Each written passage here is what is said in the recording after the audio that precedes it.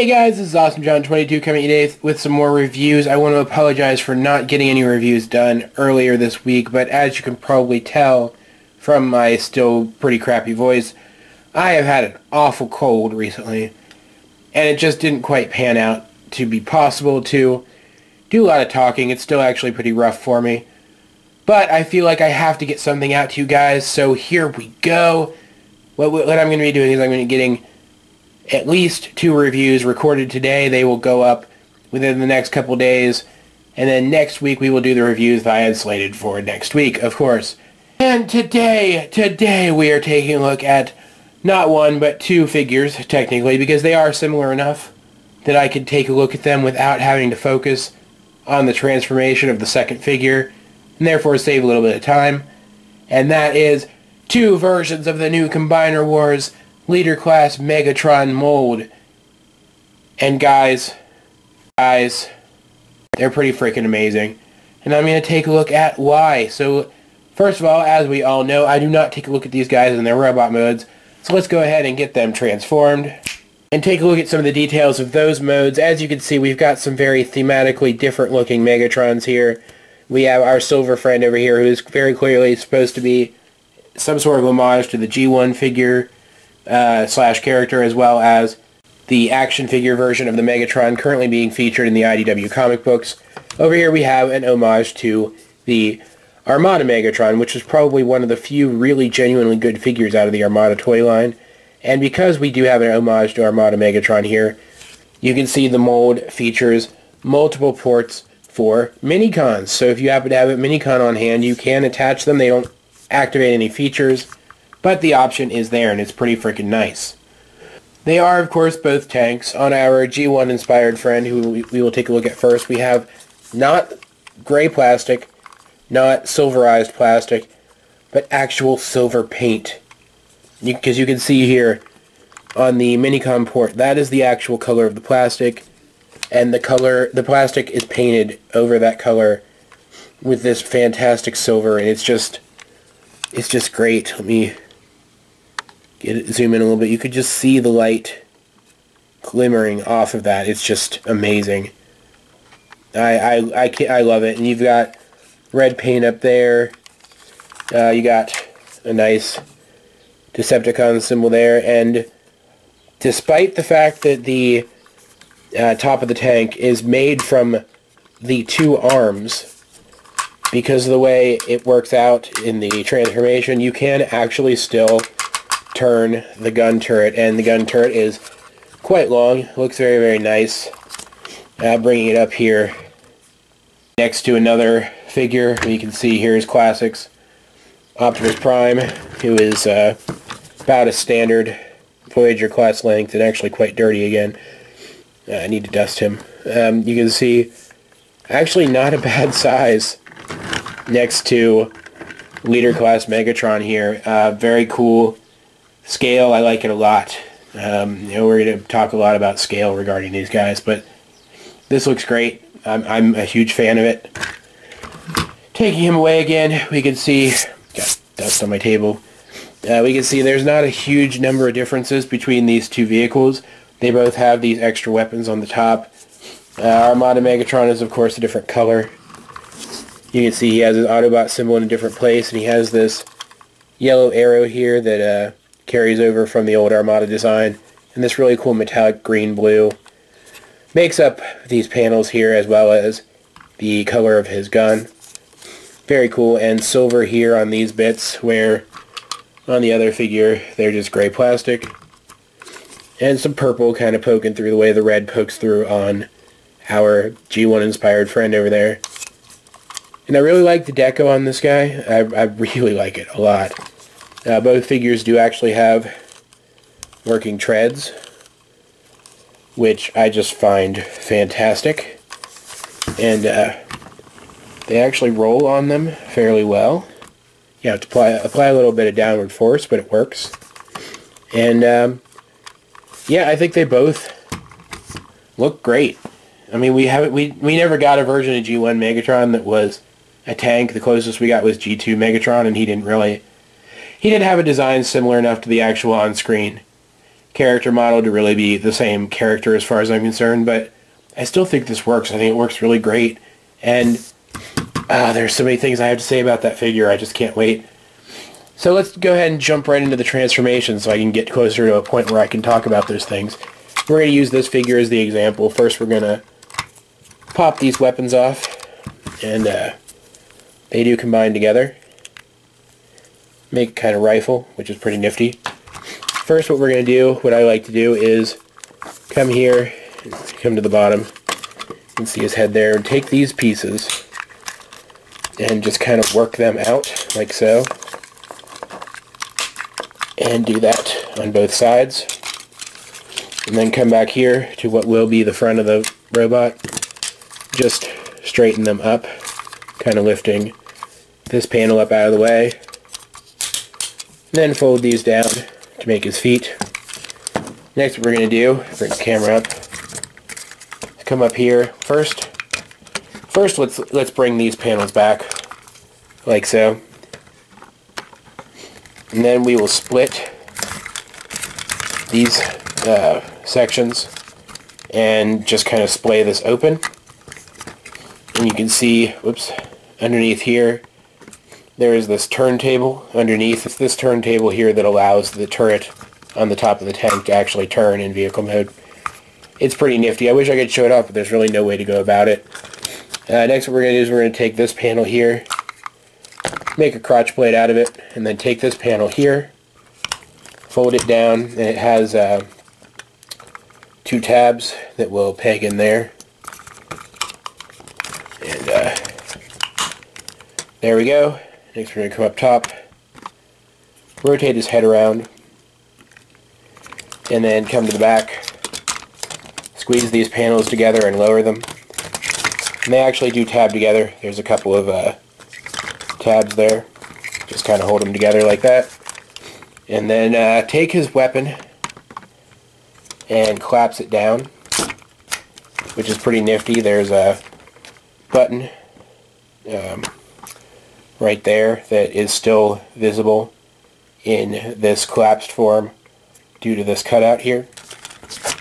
And you can have his gun like this, so it has this larger barrel pointing forward, but I don't particularly like that, so I rotate it around and then take these arm panels, pop them up on both sides, and the gun being on this arm makes it slightly more difficult, but eventually it works.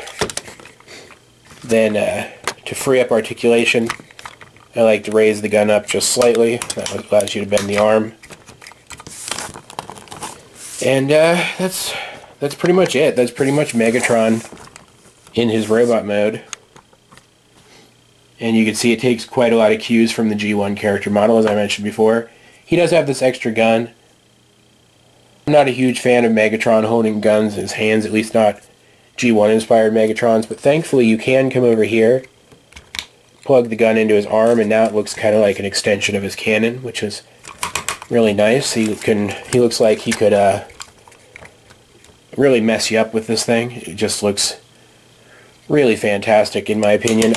Articulation is really great. We've had this bit kind of folded up all the way, but yeah, these do move to allow great outward hip movement. He does have full upward movement at the shoulder, as well as pop loose, as well as a full 360 degree rotation above the shoulder, or above the elbow, and bend at the elbow, forward and back at the hips, rotation at the hips,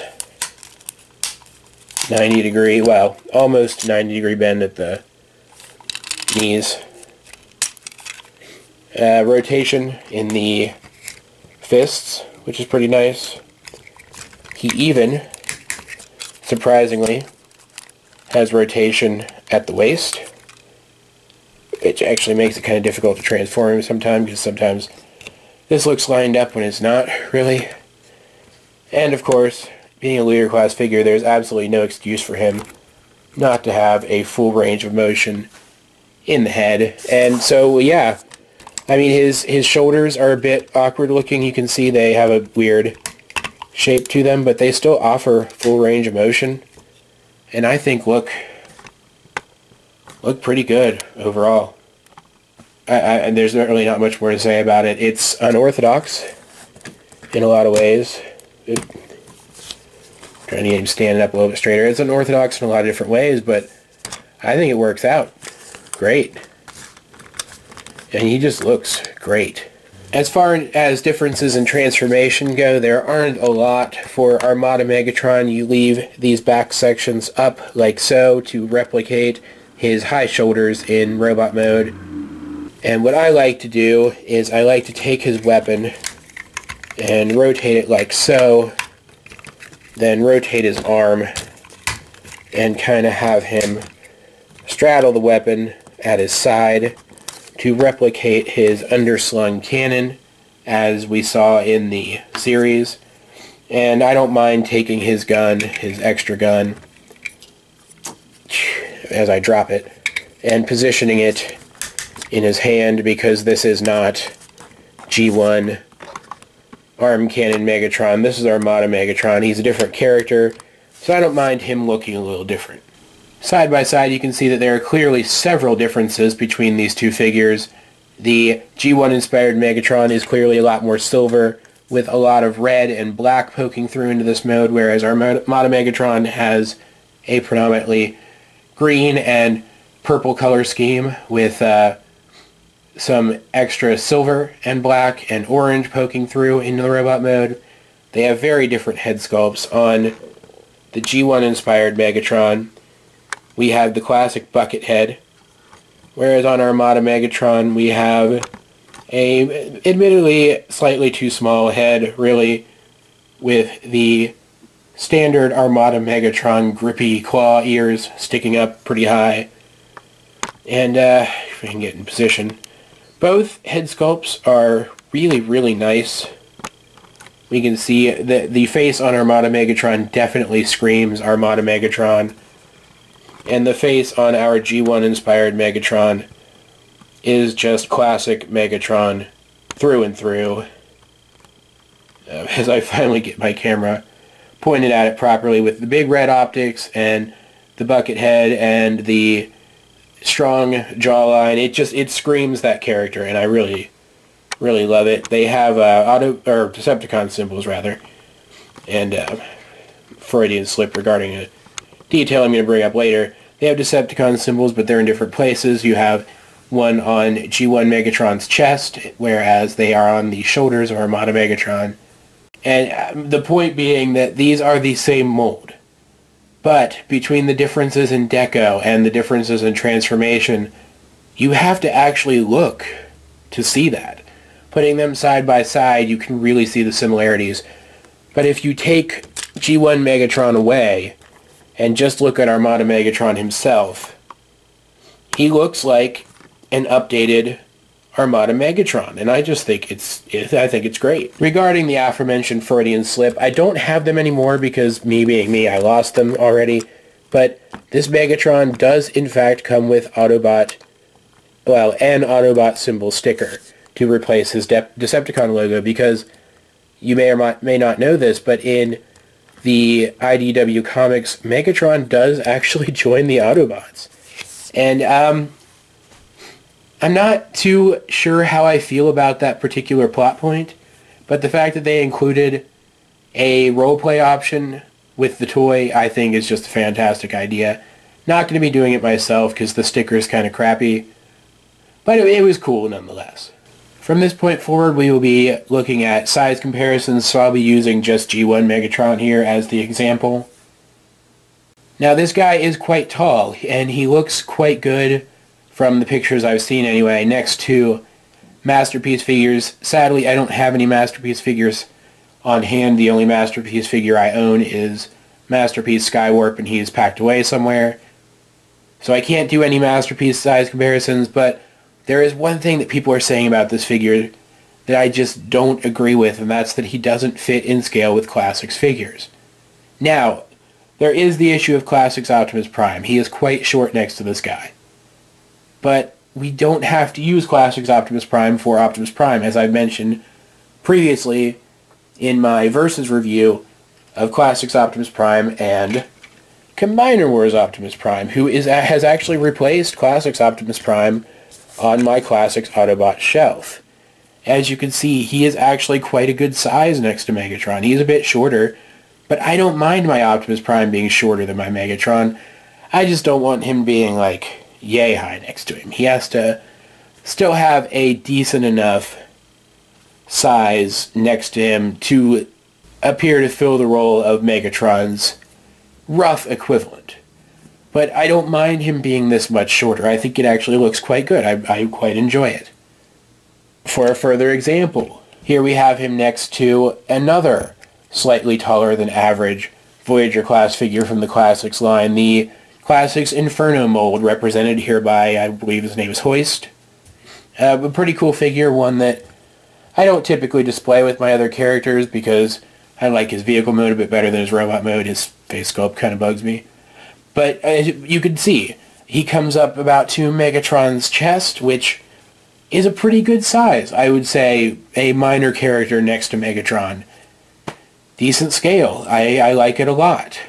So while I can see why some people prefer this guy to sit with larger figures, especially a larger version of Optimus Prime, such as the MP10 Masterpiece Optimus Prime, I certainly don't see an issue standing this guy next to my Classics/Universe/Generations Decepticons and calling him my new Classics Megatron. Because I did a whole Megatron week and a half-ish miniseries talking about all the Megatrons in my collection, and if you recall, I talked about how I like Classics Megatron, but I feel he could have been so much better, that his design could have been so much more.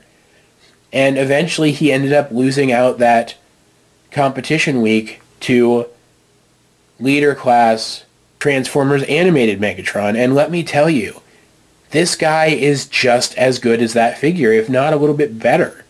So yeah, this is my new Classics Megatron, and if I ever do pick up an MP10 Optimus Prime, I'll probably actually go so far as to buy a second version of this figure to set next to it, because he's my masterpiece Megatron too. This guy, he just blows so many other modern figures right out of the water, and I absolutely adore him. In fact, I absolutely adore both these figures, and I think that there are enough differences between them to warrant recommending picking both of them up. But that is pretty much it for this episode, guys. I hope you enjoyed it, because I certainly enjoyed making it, despite the fact that I'm a little out of breath here. But yeah, if you did enjoy it, or if you didn't, help me out. Like and subscribe. Leave a comment down below if you feel so inclined. In the description down below, you'll find links to a bunch of the other things I'm working on, including my collections video, which really will be updated soon, I promise. I'm getting to it later today.